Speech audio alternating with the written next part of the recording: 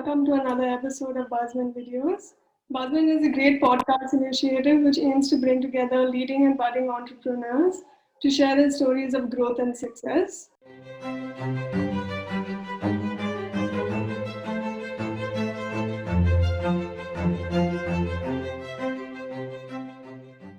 We have with us today Mr. AVINAsh Rajapet. Thank you for joining us today, sir.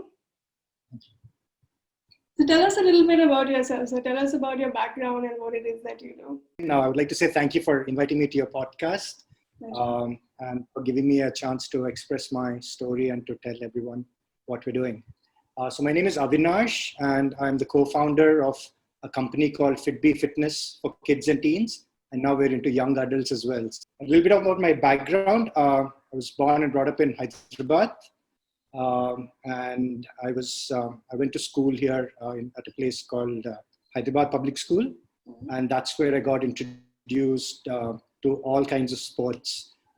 Both my parents are into sports as well. My mother is actually a swimming coach, and my dad used to play a lot of table tennis and billiards. So as a young child, I used to swim a lot till I was about, I would say, 8 years or 9 years. After that, I slowly took to tennis and cricket. And those were the two sports that I played for the longest period of time, I would say. And slowly from there, for my undergraduation and for my master's, I went to England. And that's when I was introduced to coaching. And that's when I fell in love with the kids side of coaching as well. So primarily I teach kids and teens.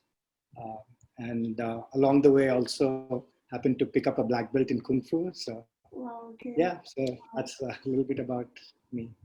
All right. So it would be safe to say that fitness has always been something that's etched into your future. Yeah, absolutely. I mean, I consider myself some of the lucky few who, where we had like an equal importance, I would say, placed on fitness, sport, and education. And quite a few times, a lot of the young kids are encouraged to be fit till like their 6th, 7th grade. And once they start to 8th and 9th, that's when the rat race for the education happens. But I would say that, I'm quite lucky in that sense. My parents gave me every opportunity to express myself in the fields that I wanted to explore. So even education-wise as well, I was really fond of robotics, and I managed to do my master's in artificial intelligence as well. So I guess I got the best in both worlds. Although I never worked, I never worked in in robotics or in AI. I always had an inclination for the business aspect, the marketing aspect, and the sports aspect, and that's where my career took me. So tell us what would be one of the main leading, health scares that we have in children nowadays. I'm guessing it would be child obesity, right? Yes. So, I mean, it's a well-documented fact that obesity in India is one of the huge, actually, pandemics, and it's growing rapidly, more than any other lifestyle disease there is. I guess studies have it at around, there are about 17 million obese children in India right now, and that's to grow by another 10 million by 2030. So we need to take actions to kind of nip it in the bud. But a little bit of history about obesity in India itself. Obesity was never a problem in India in the past. It was a bigger problem in the Western countries. Only the last couple of decades, if you see, right? A lot of the kids started getting more, using more, they didn't walk or they didn't cycle to school a lot more. They started using public transport or their own transport. And then they got introduced to these wonderful things called fast food. And now if you went to McDonald's or one of those burger places, you can get a burger for 29 rupees is what they advertise, I guess. Yeah. So that itself is not bad, but that combined with the lack of activity, and when you consider yourself that that you're in front of a screen for so many hours, there's not enough space to play outside as well. And I guess nipping obesity in the bud, it's a very simple thing, to be honest. You just have to start early at some point of time. Both parents and educators, that is your teachers and the principals of schools, they need to take that step and just nip it in the bud. I always ask parents one question, and I tell them the answer as well. If you ask someone, right, like, hey, for your child, you think health is more important or education? 99% would say health, but like, only 1% of them act on it, right? So at some point of time, you need to bring in that 50-50 balance where you're giving equal importance to health as well as education. Right. So tell us a little bit about FITBEE. It is an application which you can download on your phone. So tell us how you managed to outreach this project to the market. Yeah.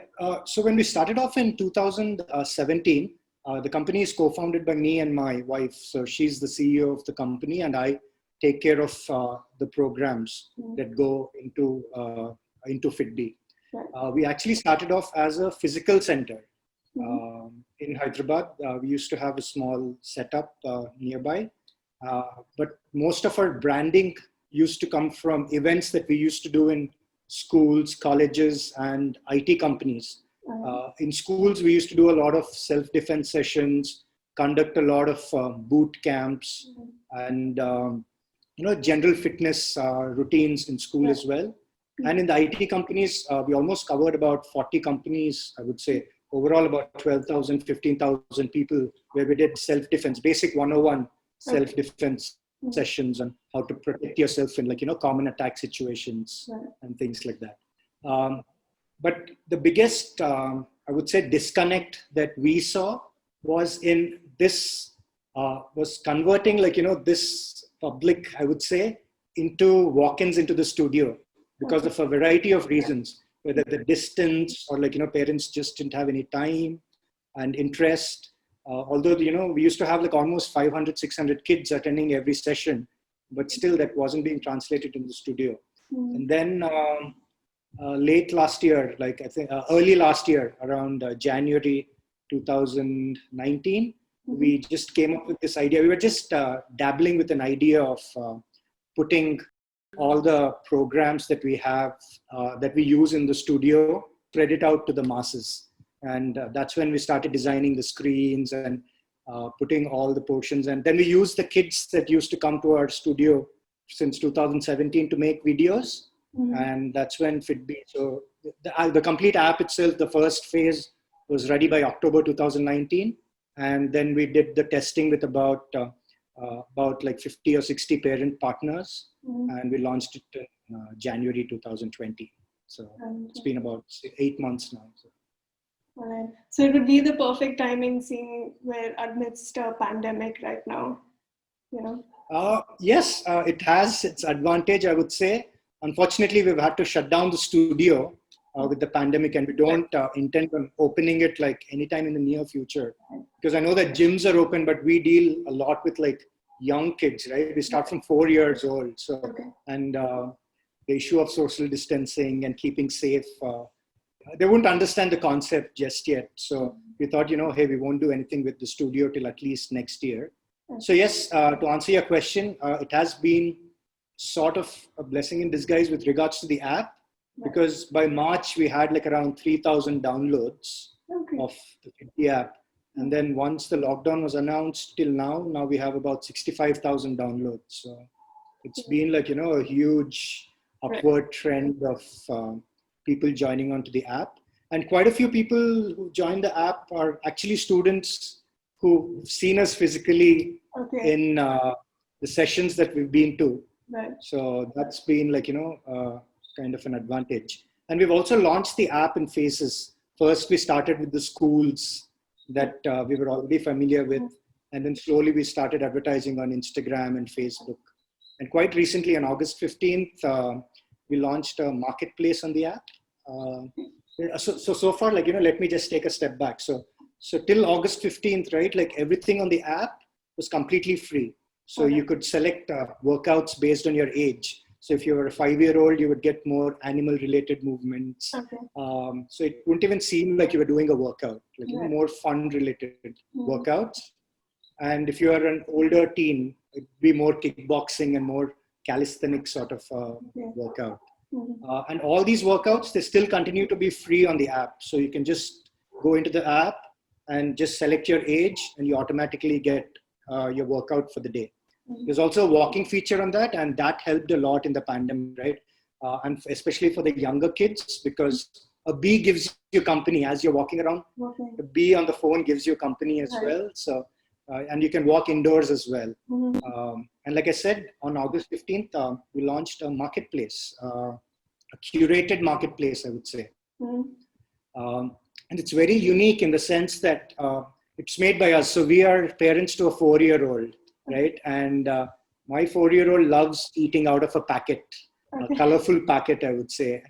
So we selected, like, we did a lot of research with our nutritionists, with our dietitians on what sort of foods we should select and put in the marketplace. Mhm. And the one guarantee that we give parents is, right, you can just blindly go on our app, go to the marketplace and buy any product on there and it'll be healthy for you, right? Okay. And for the entire family. So that's one unique thing. So you want your peanut butter, you want your snacks, you want your honey. So all the brands that we've associated with Right. are very unique to how we selected them. Now I have to ask, now would you categorize this as somewhat of a gym for kids as well? And do you see it as a growing trend in India in the future? Yes, sure. I would say the only category I would put it in a gym is, right, like, so we've divided the workouts in the app, like how an adult would work out in a gym. Right. Like, for example, today, if we went to the gym, right, Monday we would probably do chest and triceps. One day we would do lowers and stuff like that. So we've put the workouts in the app in such a way the kids are working out their different body parts on different days as well, except they don't know that they're working out those body parts. So we've put very subtle movements in there, so the kids don't feel strained that, oh, today I'm following a fixed routine or something. We have over 250 videos in there. So yeah, the kids keep getting, like, new combinations and permutations of the videos. So yes, I would classify it similar to the concept that we've used as a gym, but no as well, because the kids don't know that they'll be working out. It's more fun. Like you mentioned, being amidst a pandemic, kids don't have the opportunity to be able to go outside and get the level of exercise that they require. So do you think you could give us a couple of tips or some workouts that you do have on your app that can help, kids doing that? Absolutely. So basically, right, when we talk about exercise or workouts, right, I prefer calling it a lifestyle. I mean, for someone, probably not in our generation, but one generation above us, like if you went, right, for them going to a gym was like, doing a chore, right? So they had to really motivate themselves. I mean, you always have that 5%, 10% of people who are already motivated. But to a large extent, our generation and definitely the next generation, working out itself has become part of their lifestyle. Like, it's similar to brushing your teeth. No one, like, initially for the first 4 or 5 days, kids might complain, I don't want to brush my teeth, but now it's become a habit, right?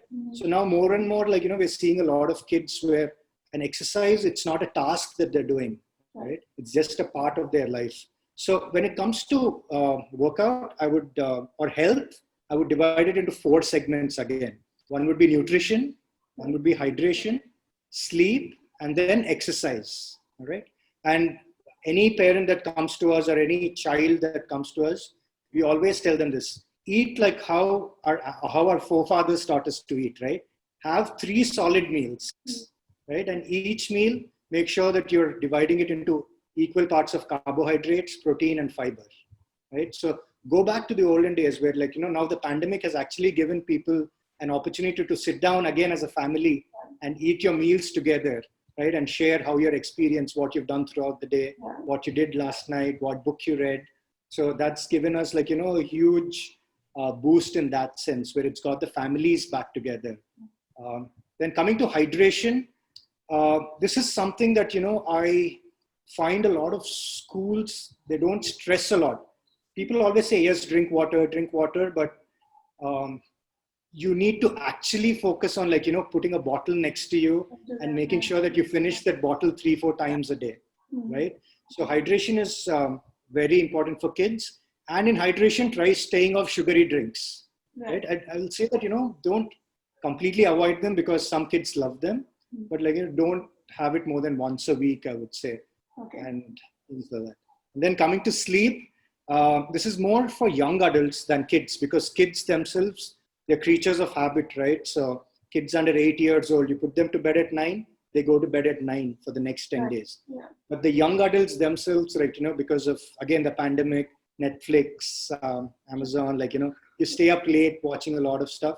So bring some sort of discipline into your sleep where you get at least a minimum of 7 to 8 hours of uninterrupted sleep, right? And one way to do it, which is easier said than done, is to not take your mobile phones onto the bed. So practicing that a lot myself, where like, at least 3 days a week, I don't take my phone to the bed. Like I just How is that working out for you, managing? It's good. It's difficult in the sense that, there's a certain itch that comes when you don't have a gadget next to you. You always want to see, hey, what's happening on social media, what's going on, what's the latest gossip. But the days I don't have my phone, I sleep the best as well.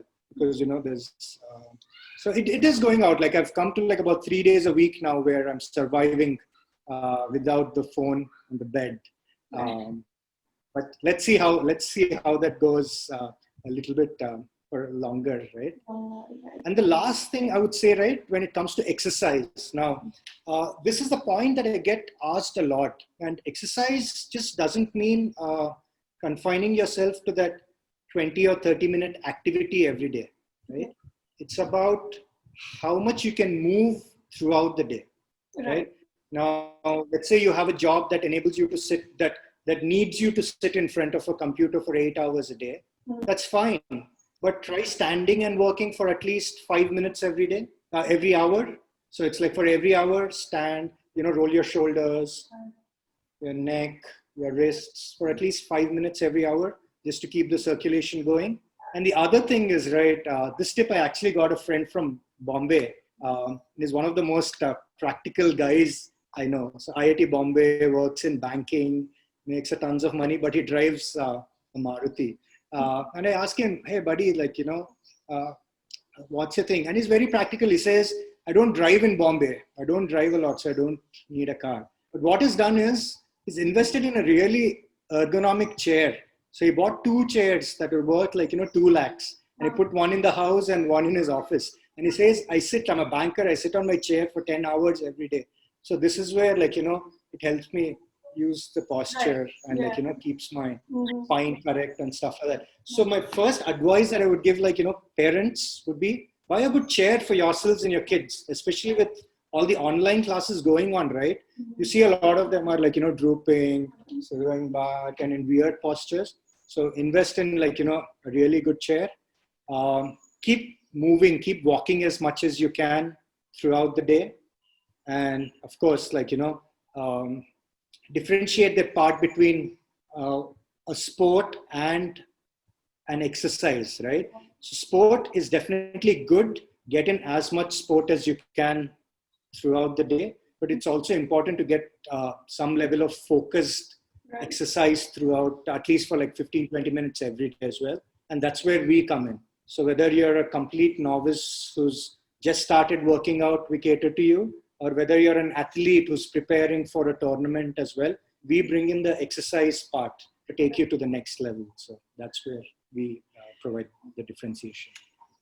So now, I think this would be one of the biggest secrets parents would want to know is how do you keep kids, attracted to the exercise? What is engaging to them that this seems to have taken off so much? The first thing, there are 2 kinds of exercises now. So earlier when we had the studio versus now when we are digital, right? So when we had the studio, actually when I was doing, so I did my martial arts belts in California, from a school in California. So all my Kung Fu lessons are there. And that's when we actually, along with my Sifu, who's my master, so we actually designed an entire manual on how to deal with kids.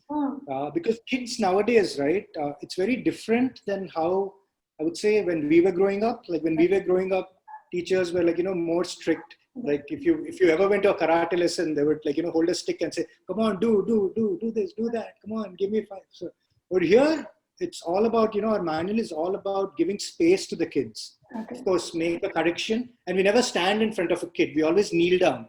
Okay. We always come down to a level where like, we're equal in their eyes. And then we always make the correction and then we step back and we let them figure out themselves. So there are a lot of things that we bring in when it comes to one-on-one physical training. When it comes to online training, right? So the app itself doesn't have any interaction with the trainers, but we have something outside of the app called 12-week programs, where we actually, that's very popular. We have about 120 odd people enrolled on our plan as of now. That's a paid plan again, where we do goal-based plans. So whether it's a kid who's obese and wants to lose fat, or whether it's a kid who's very scrawny and wants to put on a little bit of muscle, or whether it's an athlete who wants to maintain their fitness. So we have a plan for each one of them. And this is where the trainers come into the picture. And we do a lot of group activities with them as well once a week. We get them to meet each other on Zoom calls, and we do a lot of things. And the biggest plus that we have is the variety that we bring into the workouts for kids. Because there are so many animal movements, because there are animal kung fu movements. We have a lot of kung fu panda moves for the younger kids. So that keeps them very engaged throughout the workout. That's great. So one of our final questions is, I have to ask you, what do you think now obesity, like you said, is among the rise in our current generations? How do you think this is gonna affect their future health if nothing is done about it right away? It's a good question, actually. Just give me a minute to think about it. Sure. Nothing is done. Nothing is done. I don't think nothing is done is an answer.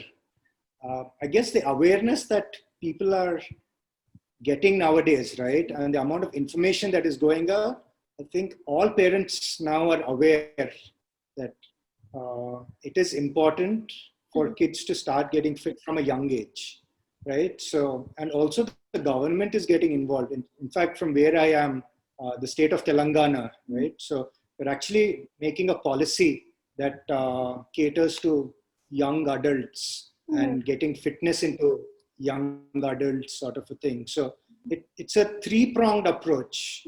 Of course, like comes from the government, then it comes from the educators, which is your schools, and then it percolates to the parents. So if you see the funnel, right, the kid, I don't think obesity will be a big factor in 2030 with the amount of information that parents have right now. And with companies like me, and then I know a couple of other companies in the US that work as well. My good friend Michelle Miller, she runs a company called My First Workout in Florida. So there are companies around the world and in India that are coming up that cater to kids as well. But in India, we are one of the biggest voices when it comes to youth fitness, I would say. And I don't see obesity being a big challenge in 10 years' time, purely because, we are here to nip it in the bud. Right. Well, thank you so much for joining us, sir. It's been an absolute pleasure. So before we go, is there anything you'd like to say to our viewers or our future generations that are coming up? Yes. Again, thanks a lot for having me on the show. Actually, we got connected on LinkedIn, and it was also quickly arranged. So it was really fascinated by the speed of the way you guys work, and I'm glad I managed to get some time in my schedule as well. So my last word would be to parents. With the question that I first started off with, I'm going to end with that question as well. Just think about health versus education, and always make sure that you keep both of them on the same pedestal. Don't take one over the other, because at the end of the day, we want both to come to your child equally. And the government themselves are taking a lot of measures to ensure that this happens in the coming years with the education policy coming in. I believe there's a new sports and fitness policy that will be introduced in the near future as well. So just keep at it. Please do download the FITBEE app. It's available on the App Store and the Play Store, and check it out. And see the marketplace, especially because we're very proud of what we've done on the marketplace. So your grocery bill monthly, whether it's 500 rupees or 5,000, you can always replace it with healthy things that are on there, and you can be assured that you'll only get the best products on FITBEE. So thank you all. Wonderful. Thank you again, sir. It's been such a pleasure to get some insight. And we wish you all the success with your app and your business. And thank you again to all our viewers for joining us here on Buzmen videos today. Stay tuned for more inspirational stories from across the country. My name is Roya, signing off from Buzmen videos. Stay safe, everybody.